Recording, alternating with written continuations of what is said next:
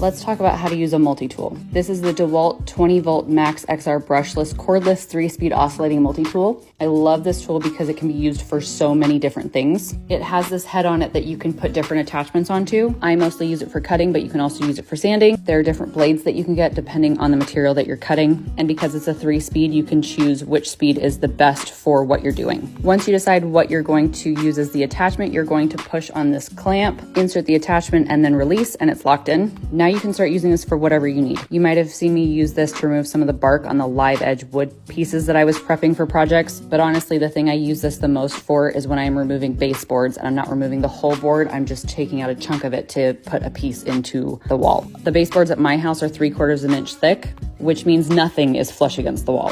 I did this with my daughter's play kitchen, and that just caused a huge uproar on the internet because people thought it was ridiculous. Turns out I was just saving myself from stuff dropping behind the play kitchen, and baseboard's really easy to replace. Anyway, I like using this for projects that I'm doing when I want something to look really built in, because removing the baseboard from just part of the wall is a lot harder if you don't have a tool like this. So I'm going to walk you through how to do that using a multi-tool. You're going to decide where exactly you're going to cut the baseboard based on the bottom frame of the piece you're installing. At a minimum, I like to have at least the longest piece cut. Sometimes I just build the entire frame so that I know exactly where I need to cut in every single spot. You're going to turn on the multi-tool so it starts oscillating and start cutting through the baseboard. You want to cut all the way through to the drywall, and you want to make sure that cut goes all the way down the baseboard to the floor. Be careful not to cut your floor, especially if it's hardwood. Then you can start prying off the baseboard like I've talked about in my other video on how to remove baseboard. And if you do it right, you can reuse the baseboard that you removed to